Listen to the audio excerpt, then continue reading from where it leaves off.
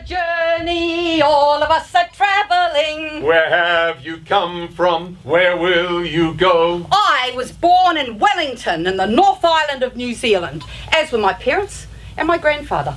All of my grandparents are buried there, and most of my great-grandparents. The rest are buried overseas in the South Island of New Zealand. Further back than that, my ancestors lie in Ireland, Wales and England. If there was a word to describe my family, it would once have been Catholic. But that's no longer true for most of us.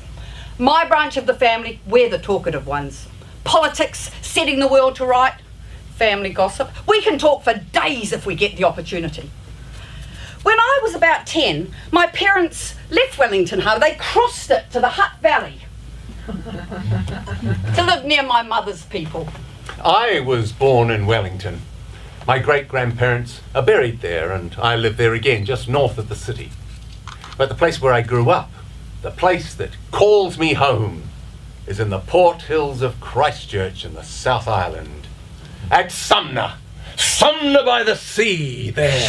The ocean, the beach, the rock, the hills. This was my playground. I lived up Clifton Hill in the same house my father grew up in. Now his was a house of men, 5 brothers. Mine, a house of women. I had 3 sisters. Well, we'd play together and I'd tease them, but mostly I was off on the beach or the hills, running free, off on adventures and back in time for tea. Slugs, snails and puppy dogs' tails. Most of my family still live in the Hutt Valley. There we are, perched up on our valley hills with our roots dug deep down into the soil to keep us from sliding off into the river, the Awakairangi that winds its way back down to Wellington Harbour, carrying our dreams and our childhood memories. Sometimes I meet people who come to New Zealand through no choice of their own, refugees. It fills me with an overwhelming grief. If I had to leave my hills, the river, my harbour, something inside me would shrivel up and die. While traveling through the Swiss Alps one day, I woke up with a hangover and feeling a bit grumpy. So we made a pit stop at a gas station. While I was trying to drink down one of those machine coffees, I was all of a sudden being confronted by an English skinhead. Here, they won't take my money. I mean, what's the matter with it, eh? He was holding some Dutch money. It probably looks like funny money to them. Are you stupid or do you think I am? I was feeling grumpy. You're a smart little black bastard, aren't you? Actually, that's my father's title. That ended that conversation.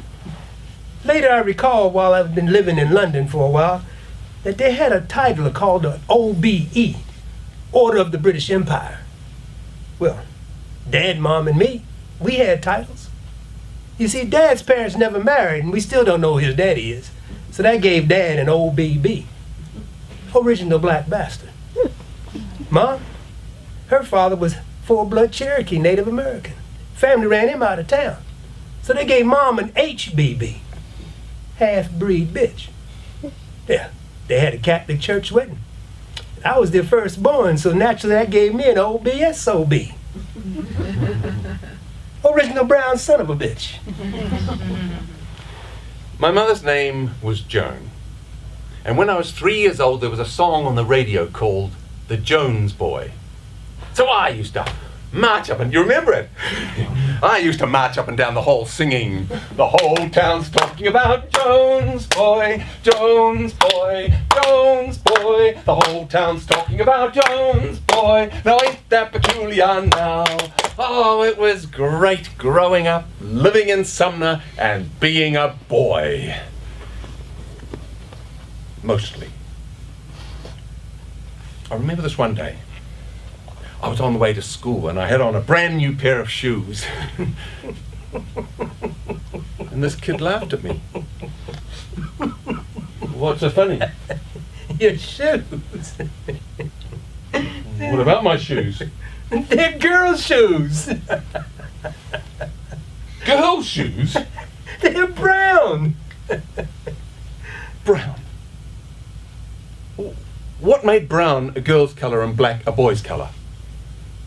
I didn't understand. It was confusing to me. It put me off shoes for life. And then there's the colours, blue and pink. Me and my sisters, we had different coloured towels. I, of course, had the blue towel. I wanted the green one my sister Kathleen had. And what about clothes? We had this dresser box which was just full of dresses, and they were wonderful. I'd wear this one that was shot silk. It would be magenta or emerald, depending on how I moved. But my favourite dress was this little short number that came down to here. It was brown, with short sleeves, and I'd wear it with a belt, and then it was a tunic. And then with my wooden sword, I could be a knight of King Arthur's court. Off to rescue a damsel in distress. Or I could be Leif Erikson the Viking in his long ship, off to discover North America. Or a Greek warrior defending his home against the invading Persians. Ha! Great hero fighting up the drive. Ha! A kid from school. He's coming down the drive. He can't do that. I'd see you there, Ralph Johnson, wearing that dress. Wait till I tell the kids at school about this.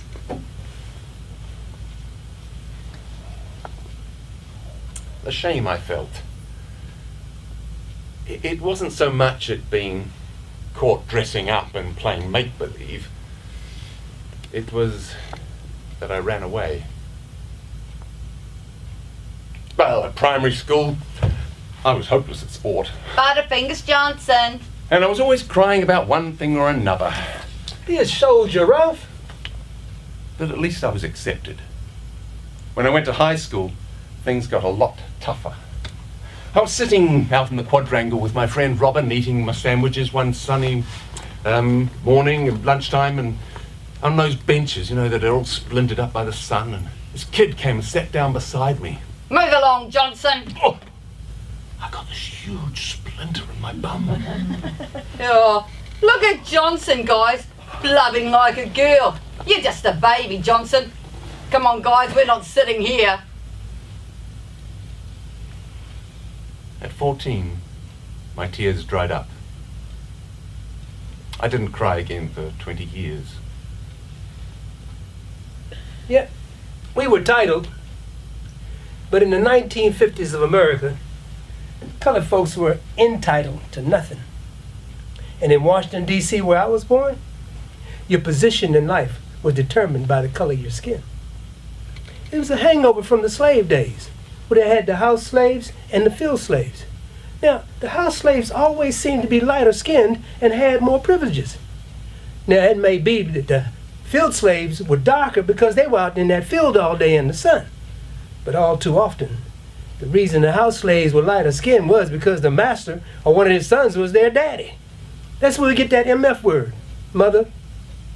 In any case, as kids, we saw the distinction. We was clear that you were better off if you were lighter skinned. We had a nursery rhyme. If you're white, you are right. If you're brown, stick around. If you're black, get back. Yeah. Even as kids, we understood that difference. Yeah. I was actually brown. Didn't realize I had more privileges. But I wasn't all right. I was still one of the colored folks. Or, if you wanted to sound educated, I was a Negro. But we were all called nigger this and nigger that. We even had a game we used to play called Playing the Dozens.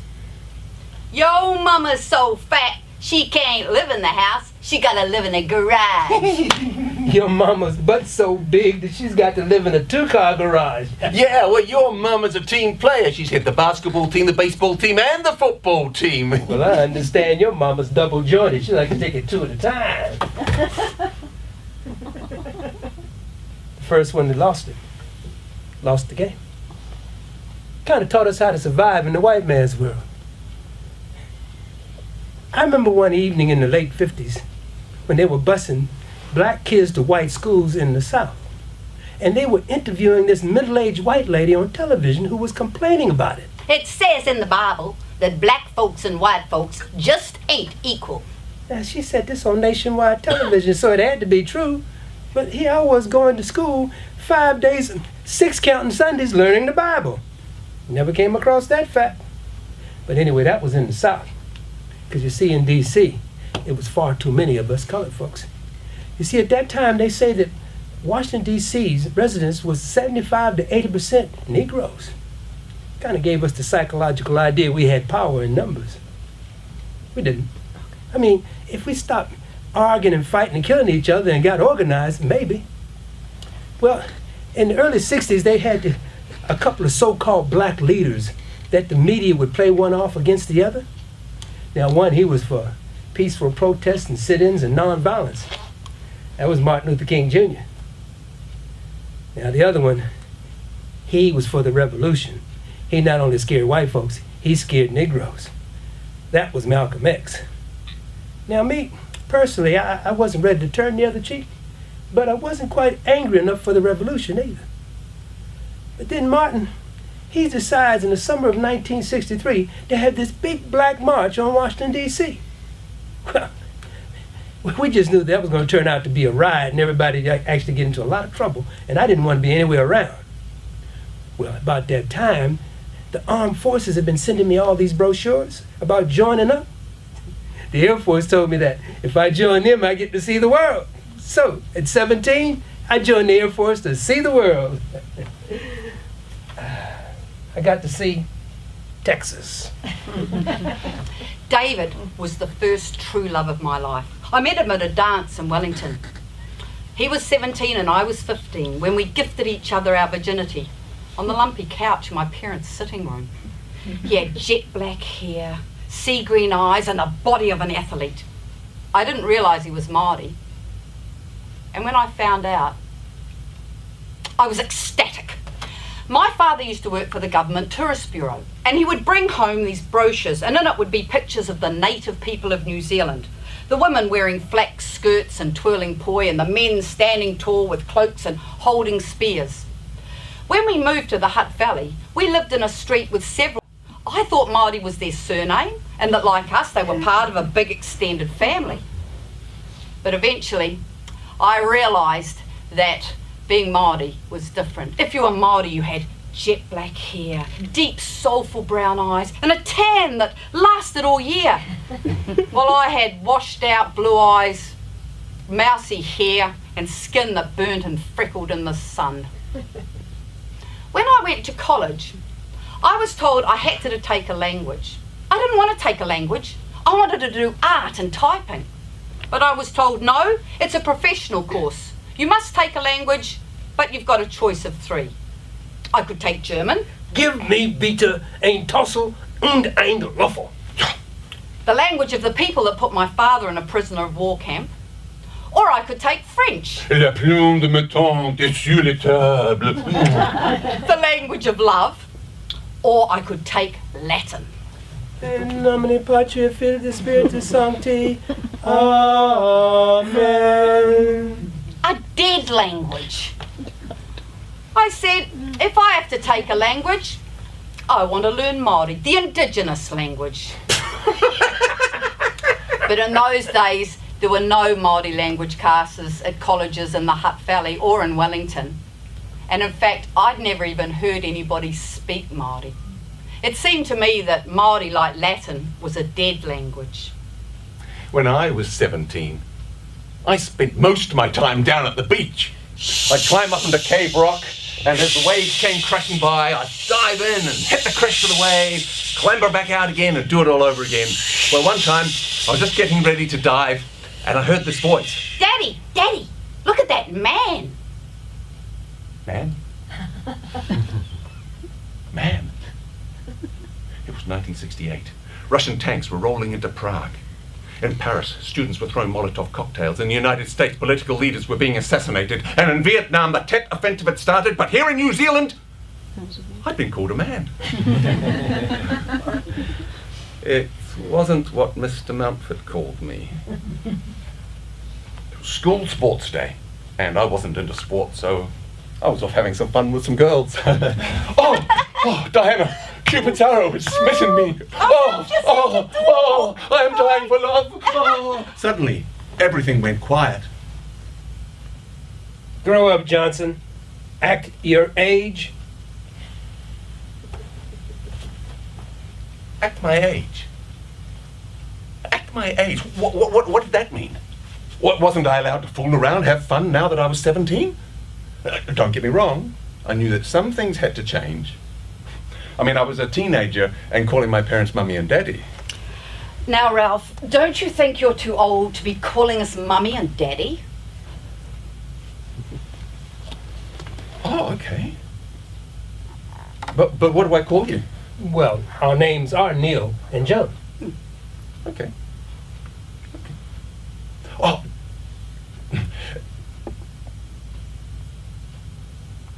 I couldn't do it. I couldn't call my parents by their Christian name. So in the end, I hammed it up and I called them Mater and Pater. But I was worried about this grow up, act your age business. I mean, what other expectations were lurking around ready to ambush me? Was I going to be boxed in by this thing called manhood?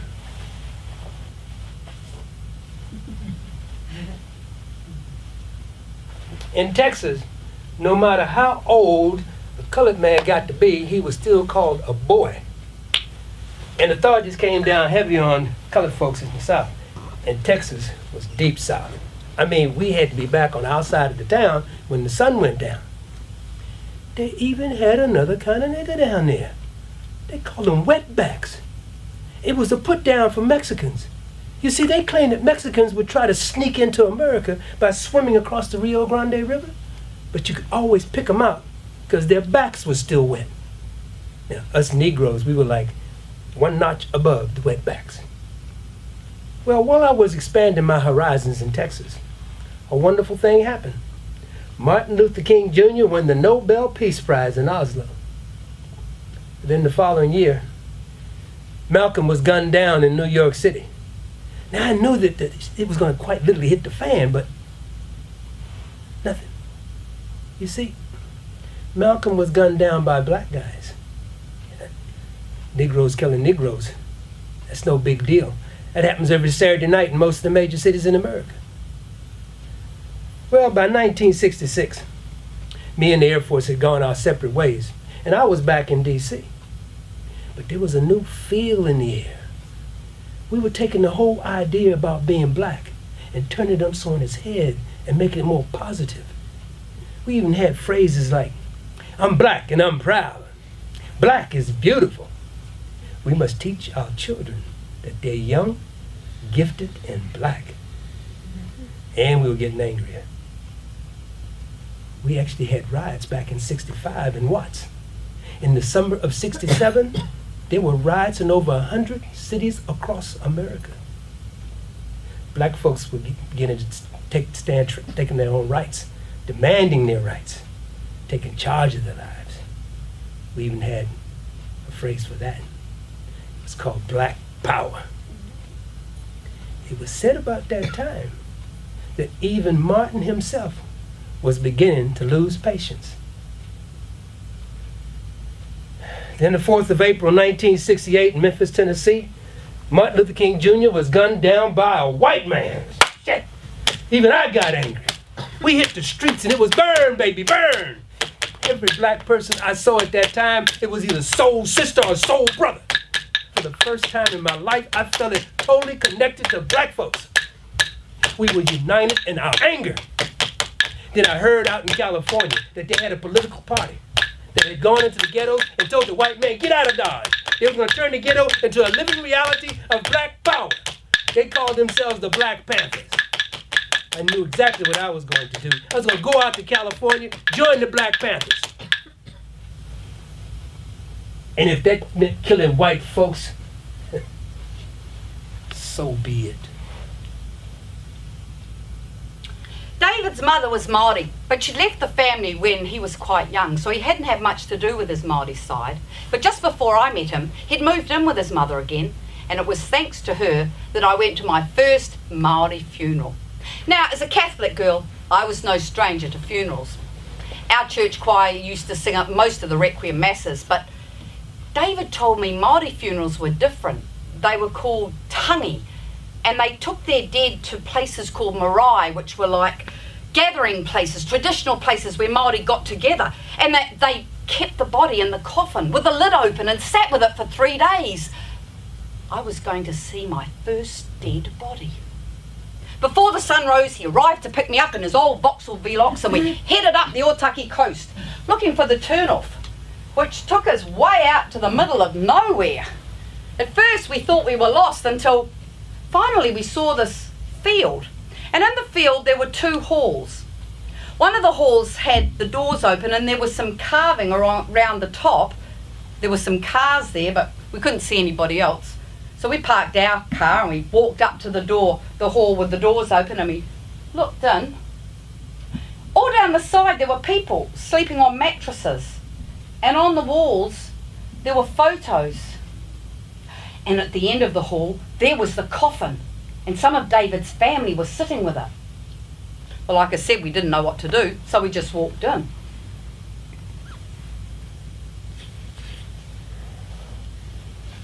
The lid was on the coffin. Wait a...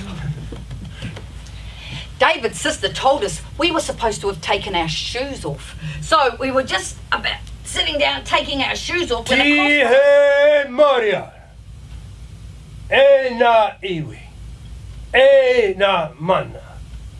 Haramai no mai haramai. Whakato mai ra.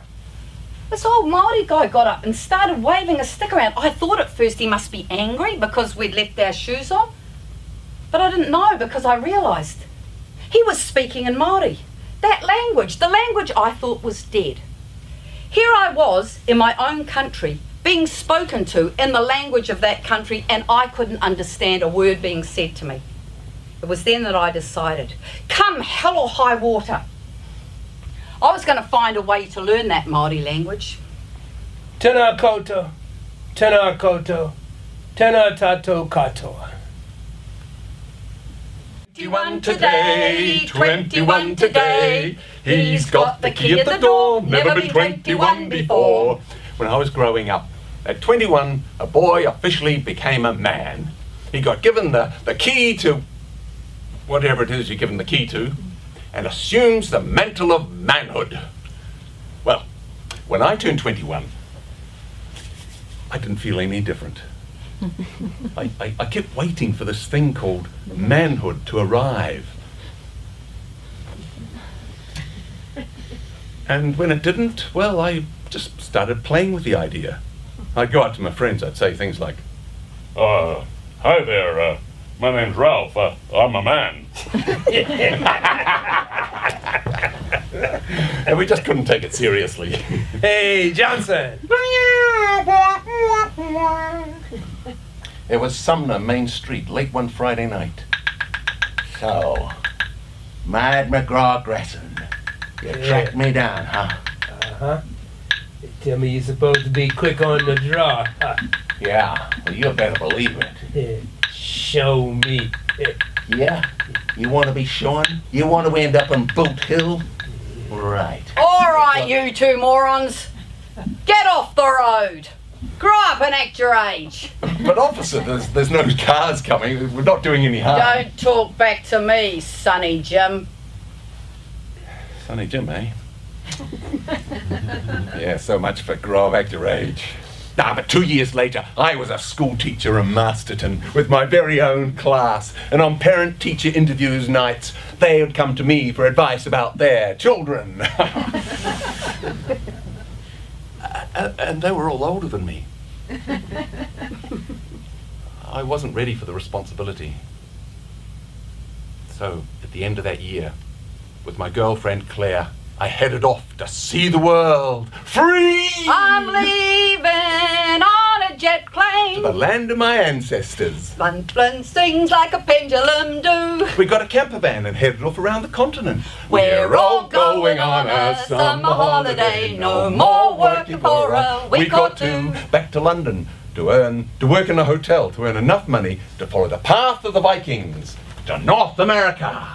And there, on the 19th floor of an apartment building in Manhattan, my life changed forever. On the road to California, we ran out of gas outside a small Midwestern town. So we pulled the car into the drive of an old farmhouse. I was walking up to the door to explain our situation. I was a little bit embarrassed. I mean, we were in a Cadillac, black of course. But when I got to the door, it was wide open and the house was empty. Well, I just knew these folks were going to come home and think we were trying to rob them, so we got back in the car and waited for them. When they finally showed up and we explained our situation to them, California? Well, that's a mighty fine adventure. Sure, you can have some gas. Now, you fellas must be hungry. Why don't you come inside? I'll fix you some chow. now here I was, this angry black man, ready to kill white folks if need be, and I'm meeting white folks where the color of my skin didn't matter. How am I going to feed this anger with nobody gives a damn? By the time I got to the West Coast, all that anger had petered out. Heck, San Francisco, I had to get rid of my afro, wasn't that big, and hit the streets of San Francisco. And instead of black power, it was flower power. Instead of a shot of bourbon, it was a toad on a joint. And they even had another kind of nigger out here. They called them hippies. Authorities came down on them just like they did us. Now, the black movement was still going pretty strong over across the bay in Oakland, but up the road in Berkeley, it was the student movement going on. And back in the city, it was the women's movement and the gay movement. I mean, everybody was demanding their rights. I hit the streets. I went back to school. I went to the University of Life. My teachers were the pimps and the prostitutes, the players on the streets of life. They taught me that the name of the game is life. And if you ain't willing to put up the stakes, don't play the game. They taught me how to pay attention, how to know what was happening all the time. You needed to know what was happening around the corner before you even got to the corner. But there was a downside. Just like the old gunfights, there was always someone wanting to take you down. Eventually, I realized I was going to have to choose between killing or be killed. Two choices I didn't ever want to have to make. The black movement was dying over there in Oakland. Everybody that meant anything, Elgis Cleaver, Bobby Seale, H. Rap Brown, Angela Davis, George and Jonathan Jackson, they were either on the run in jail or dead. It was 1976. America's 200-year anniversary. They were celebrating clear across the land. So I celebrated too by buying me a one-way ticket to Europe.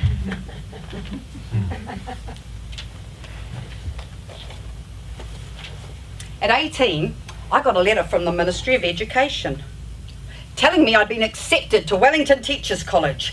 Finally, a chance to learn that Māori language. I mean, after all, a teachers' college, they're sure to have courses in the Indigenous language, so off I went to sign up.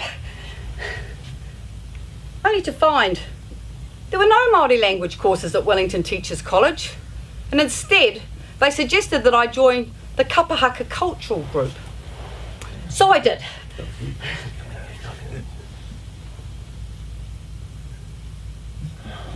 The Kapahaka group weren't very pleased to see me.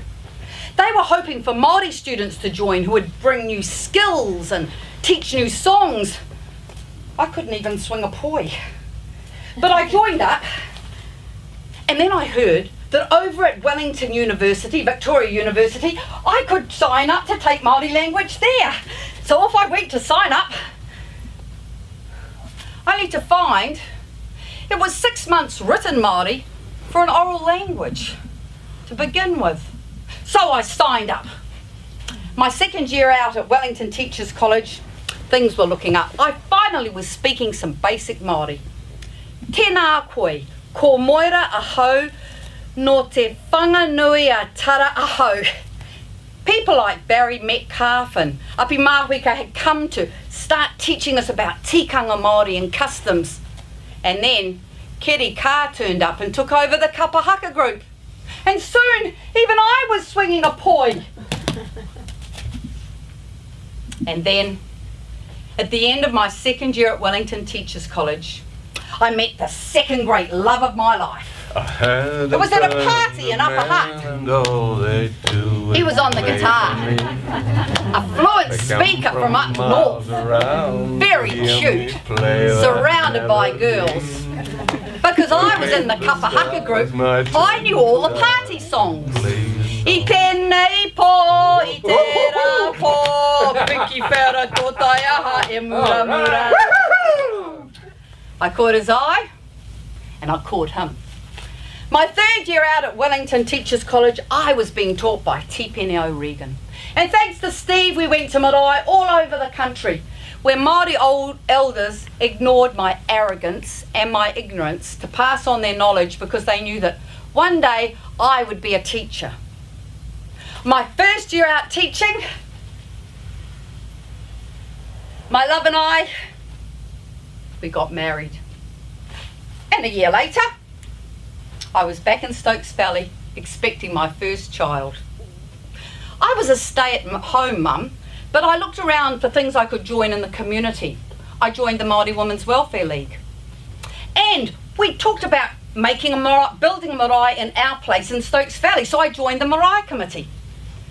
After the birth of my second child, some friends and I decided we'd start our own playgroup, a multicultural playgroup, so that we could teach our children their language.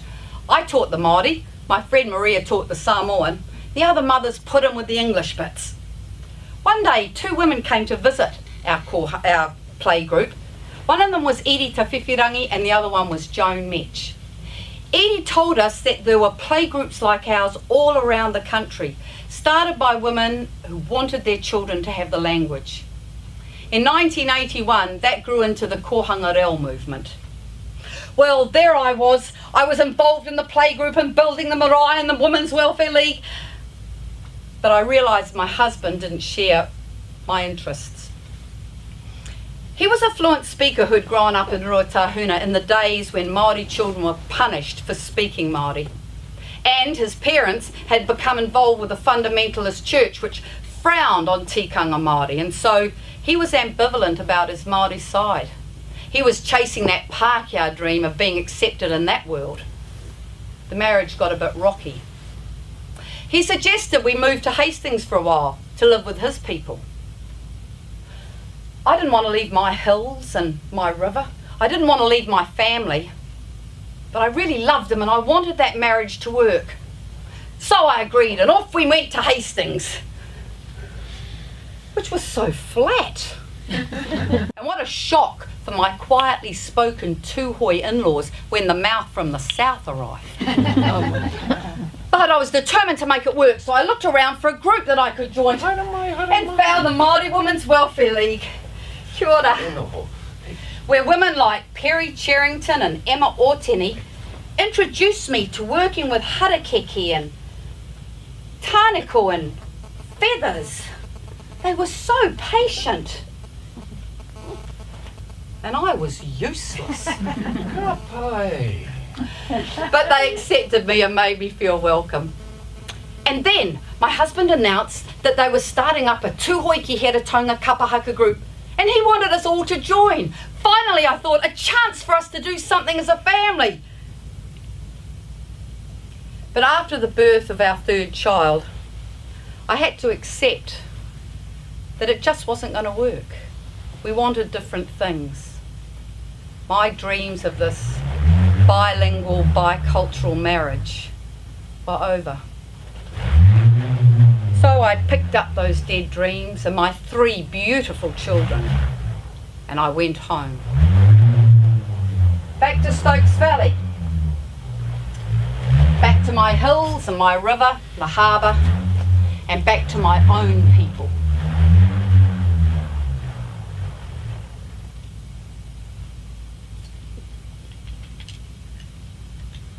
Claire and I left Manhattan and headed west in a VW van, heading for California. California dreaming on such a winter's day. Well, we didn't run out of petrol in the Midwest. We broke down completely. So we got to drive away. A brand new Cadillac, a white one, and headed on across the plains through the mountains to San Francisco, where Claire kept on going. You see, ever since Manhattan, she'd been getting these mood swings. And when she saw the Pacific Ocean, all she wanted to do was to keep going across it, back to New Zealand, back to Wellington, back home. So one misty grey San Francisco morning, I saw her off on a streetcar as she headed for the airport.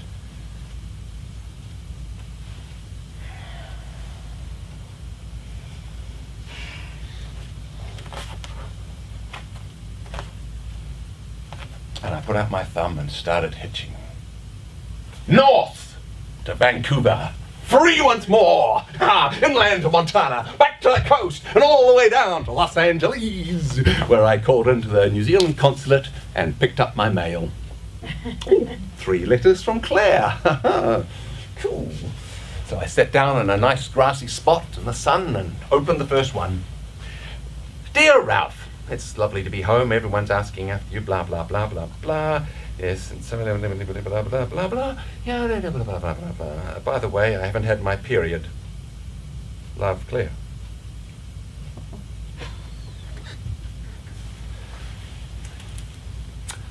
Dear Ralph, Christmas is coming along and blah, blah, blah. New Year, blah, blah, blah. Went on holiday up north, blah, blah, blah, blah, blah, blah, blah, blah, blah. What with everything being closed over Christmas, New Year, I haven't had a pregnancy test, but I'm going to have one on Wednesday. Don't worry, it may be nothing. Love, Claire.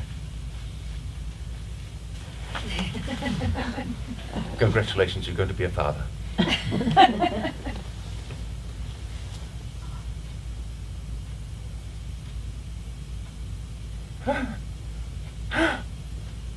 So I headed back to New Zealand. Claire and I got back together. Our baby was born. We got married.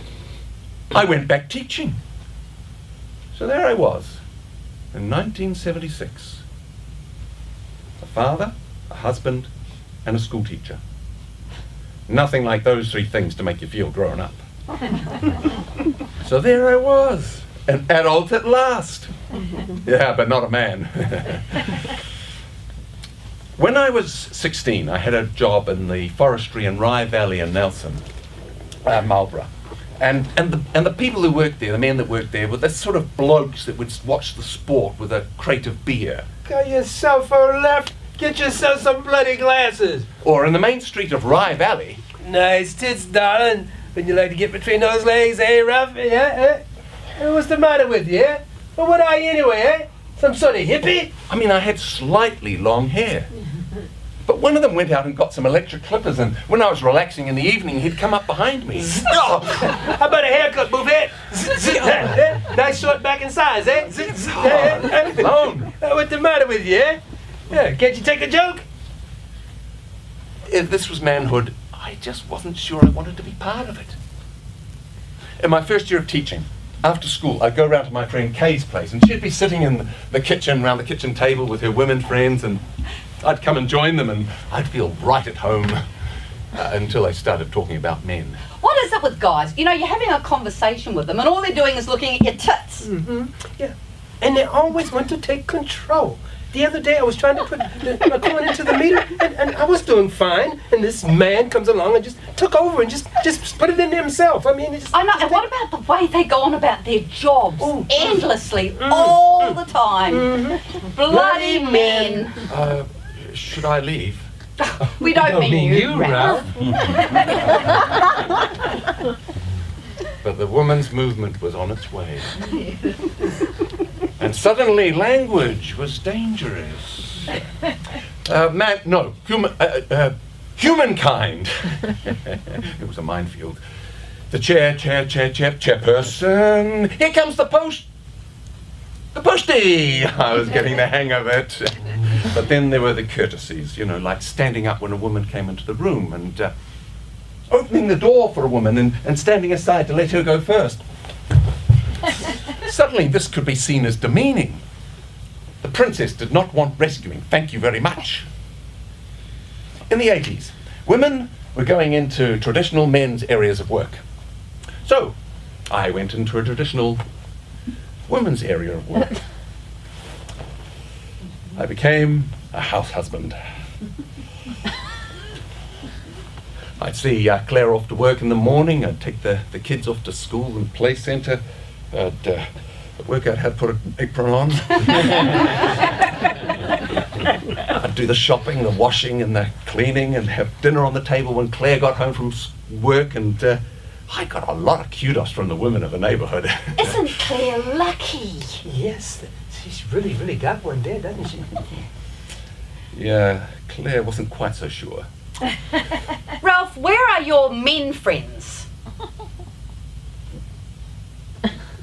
Well, you say yourself, women are more interesting. So at parties, I'd make an effort. I'd go over to where the men were talking about things like... Blah, blah, sports. Blah, blah, blah, my car. Blah, blah, blah, blah, politics. Blah, blah, blah, blah, my job. Blah, blah, blah, blah, blah, blah. Blah, blah, blah, blah, blah, blah, blah. And I'd go back to the kitchen where the women were sitting around talking about relationships and the kids and things that were happening in the neighbourhood and personal growth and things that I could relate to. But as the 80s wore on, women were giving us men more and more of a hard time. Look, Ralph, we women have gone and sorted ourselves out, and now you men need to go and sort yourselves out. And stop looking to us for approval all the time. So I went to a men's weekend.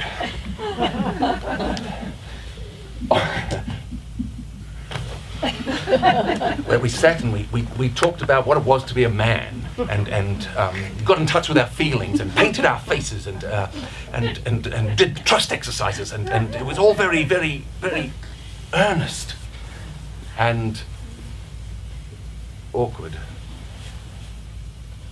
And I didn't feel I belonged there either. And I was just getting sick of all the expectations that were coming from both sides. What sort of man are you anyway? I'm not a man, all right? I'm just a person. And with that, I just got on with being Ralph. In Europe, I was a foreigner, and they called me American. That's not what they called me back there. Back there, I was Negro, one of the white man's burden. So I tried to explain to them that, no, I wasn't American. I was not. I was a black man. So, you see, we had decided to get rid of that label Negro because it was kind of a put down. So that was telling, I was claiming I'm a black man and that I'm in charge of my own life and I'm equal to any man.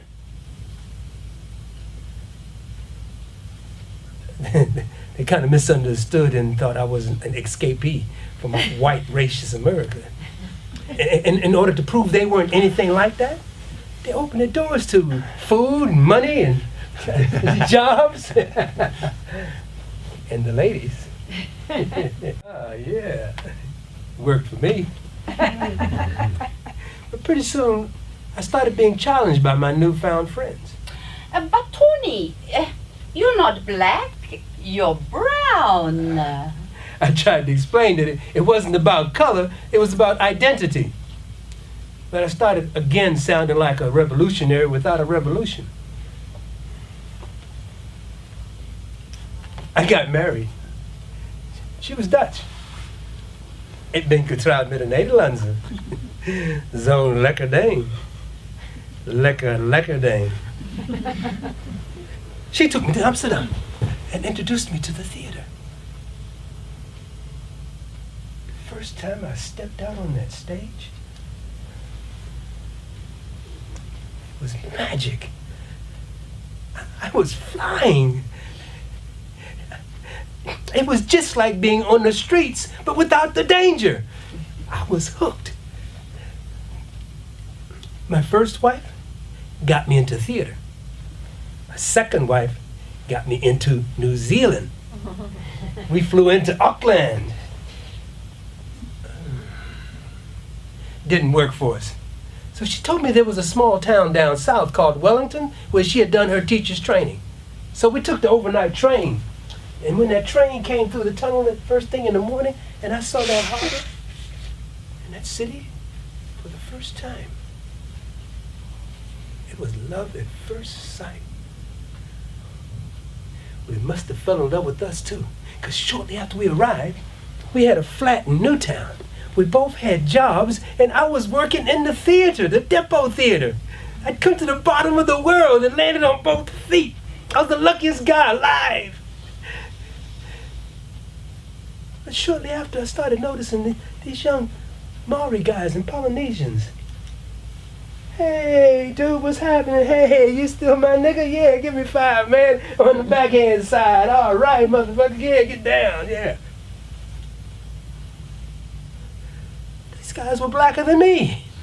I mean, they got their own language, their own culture, their own land. Why they gotta copycat us? Then I hear about a gang that called themselves the Black Power. Didn't they understand what that meant to us? Then one day, I'm talking to this white guy, Pacquiao. Hey, Tony! Oh, what do you reckon about those bloody Maori, eh? I mean, didn't he see that I would relate to them quicker than him? Anyway, give us your hand! Yeah! Yeah, man! Even in Europe, I was a foreigner between the locals and the tourists. Here I am at the bottom of the world, between the Pacquiaos and the Polynesians.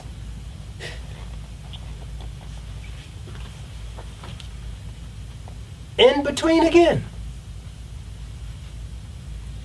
Back in Stokes Valley, I got on with my life. I signed up for the DPB, the Domestic Purposes Benefit for Solo Parents. The playgroup had closed, but the Marae Committee was still going strong. In fact, most of my family had joined it. My mother and my sisters had even started going to Māori language classes. They were run down at the old presbytery on Friday nights, and they kept asking me to join them, but I wasn't interested. But they kept on and on, so finally to shut them up, I said, okay, I'll come down for one night. And that's where I met Sid Puriwa, Hitsi Puriwa. Now, Sid used to work for the Gear Meatworks in Petone, and he was working there when a woman called Noi Pewhairangi came to look for fluent Māori speakers. The idea would be that they would join a grassroots organisation called Te Atarangi and start teaching Māori in schools and marae, churches and private homes to anybody that wanted to learn the language. When the Gear Meatworks closed, Sid went on the DPB as well and dedicated the rest of his life to teaching the Māori language. I still remember the words he spoke that first night I met him. Aha ko kōwai, aha ko nohe, kōrero te reo Māori. Doesn't matter who you are, doesn't matter where you're from, we all need to be speaking Māori if the language is to survive. Well, I was hooked. 3 months later, I was training up to be a Te Atarangi junior teacher. And when the first buildings on our marae were an old prefab to house the kohanga reo, Hore Whanga invited Sid to put the Atarangi classes there. They're still being run to this very day. There we were, poor but passionate, learning Te Atarangi and teaching it to people. Thanks to Sid's girlfriend, who had a good car and a job, we were able to go to Atarangi huis across the country. No mai, hara mai! It was great being with other people who, like us, were passionate about Te Reo Māori. By this time, my 3 children were attending the same Catholic school that I had gone to. I didn't want them to have the same experience their father and I had had. I wanted them to have their language. But in those days, very few primary schools ran any sort of Māori program. So I decided to do something about it.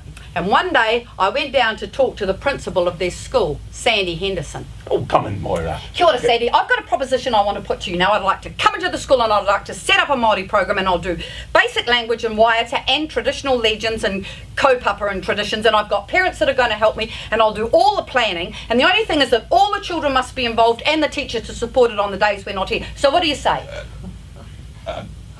It sounds great, Moira. Oh, thank you, Sandy.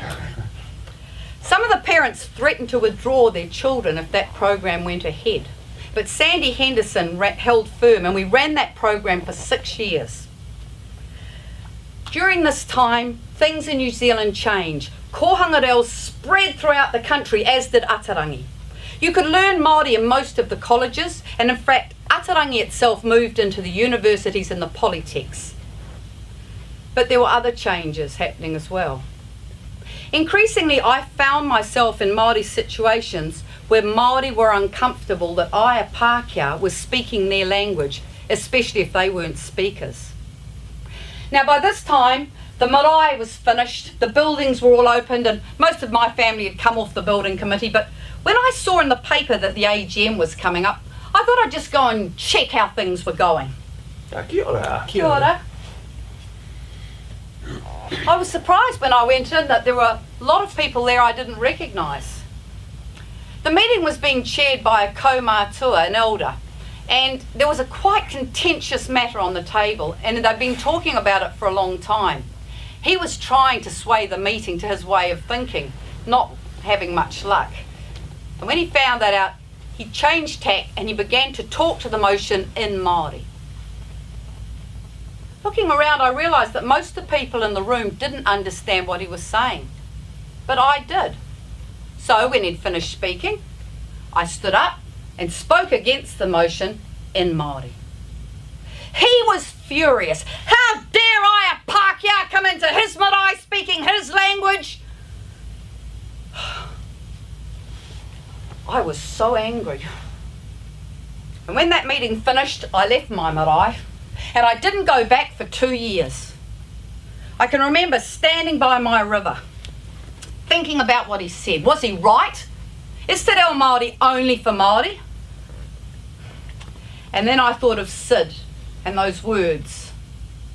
Nō reira, e hiti mā nā kuia nā krau o te Atarangi, aha ko kua haere koutou ki te pō, kei ko nei tono a hau ki te kōrero te reo Māori. Nō te rea, nō te mea, kei roto i te treaty o Waitangi, e rua nā reo, te reo Māori, te reo Pākehā.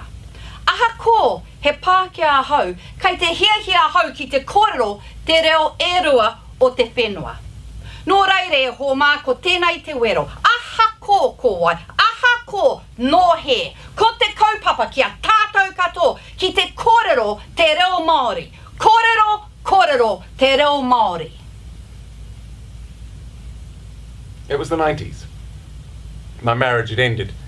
And I was walking with my new girlfriend, a Dutch woman by the name of Saskia, and she was telling me about how the patriarchy had suppressed women and dominated them for centuries, and I was sort of nodding with half an ear because I'd heard it all before, really.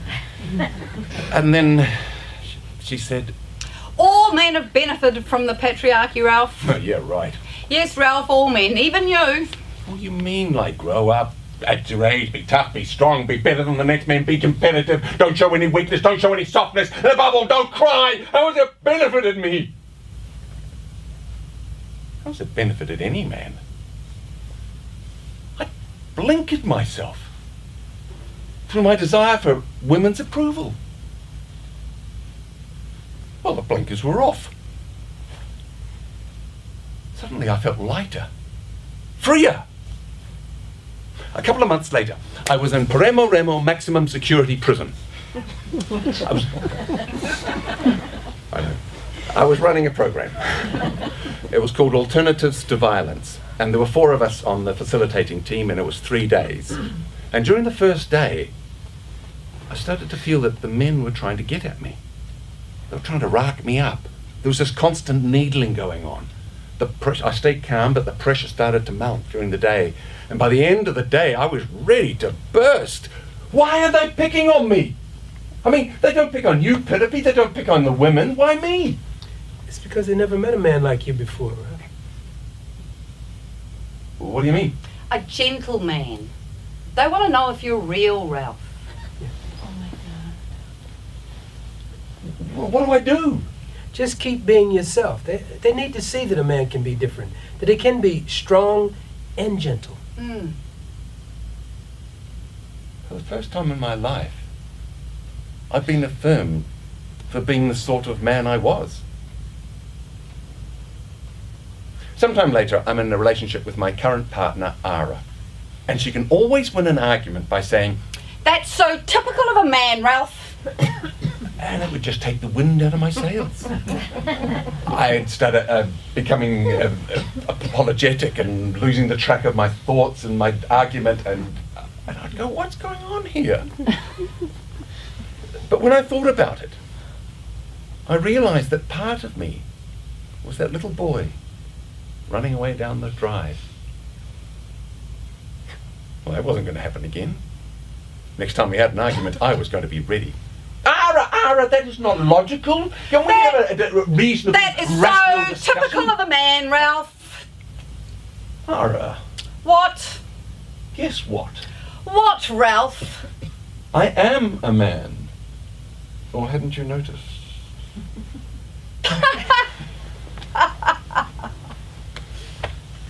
Well, I'd finally done it. I was free. And it had only taken about 30 years, but finally I had accepted that mantle of manhood. And I didn't have to be a man like the forestry workers or the men at the party or the men at the men's weekend or the man that women wanted me to be. I could be my own sort of man. Well, I'm still not into sport. I'm comfortable with my tears. I can be strong and gentle. I've made a living out of dressing up and playing make-believe. I enjoy the company of women still, and I have strong male friendships. And as for grow up and act your age, that's great. Growing older, living in Wellington, and being a man. I became a storyteller. Hell, I was always a storyteller. I just didn't know it. At first, I would tell African legends and old Uncle Remus tales and other slave stories out of America.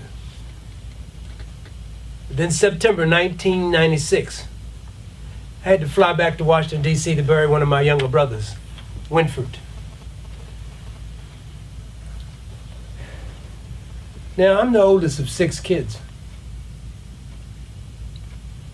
3 brothers, 2 sisters. And over the years, I always suspected it would be Jonathan who would die by violence, because he'd already been shot twice. So you can imagine my surprise to find that Winford was the one to get gunned down in the streets of Washington, D.C. by a black guy. Some things never change. While I was there, it was then that I discovered that it was Winford who had been investigating about our mother's father, our grandfather. Now, as kids, we always knew we had some Indian blood in us. But back in those days, that wasn't a plus. But shortly after the film Dances with Wolves, everybody wanted to be part Indian. And Winford had found out our grandfather was full-blood Cherokee. So I added Native American and Cherokee stories to my repertoire. Now, for many years now, I had claimed myself a black man, not an American. Well, thanks to Winford, I could actually lay claim to that land that never claimed me. My struggle for my identity finally became clear.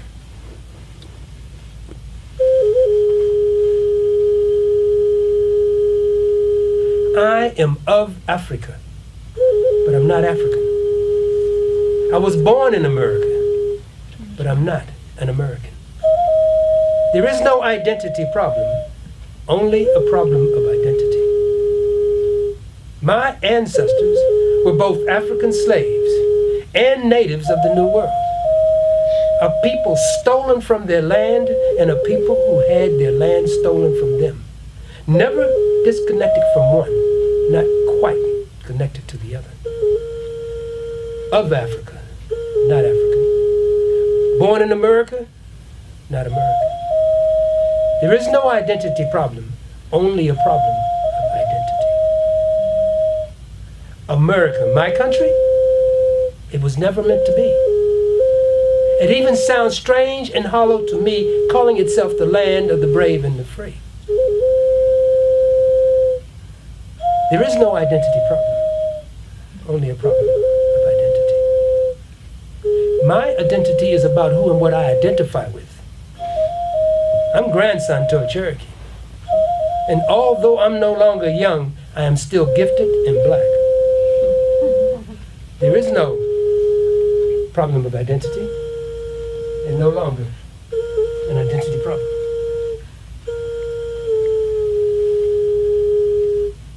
I am a black Cherokee storyteller.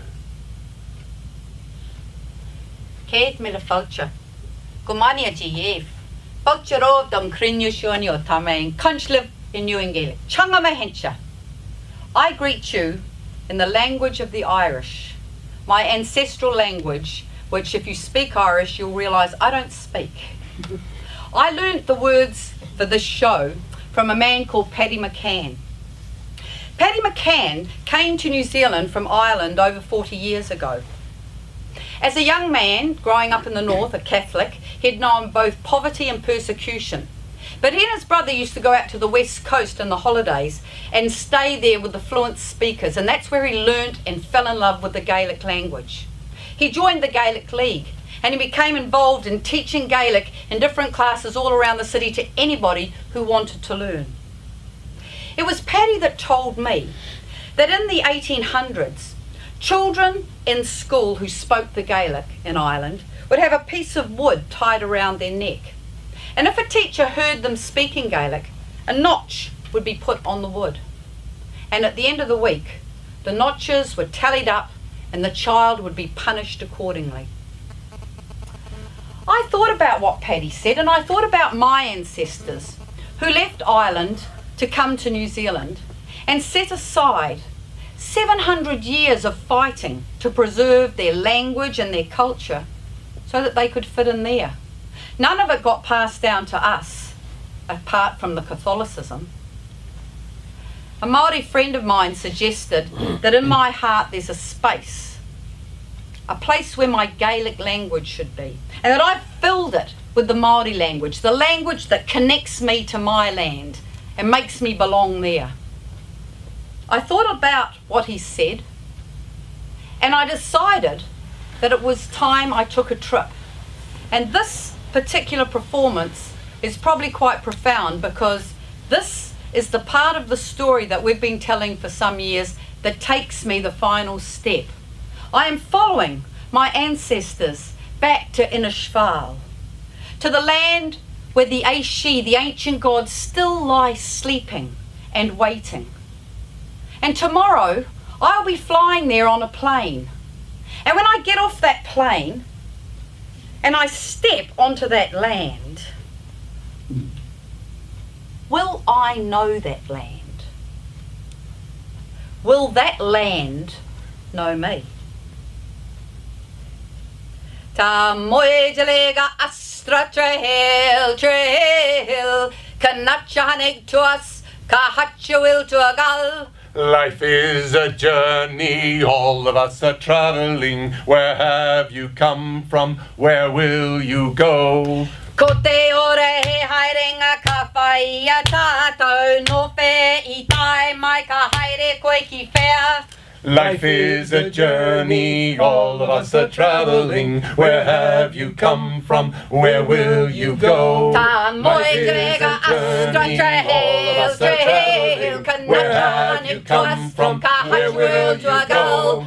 Ko te ora he haerenga ka whai a tātou no whē I tai mai ka haere koe ki whea. Life is a journey, all of us are traveling. Where have you come from? Where will you go? Hey!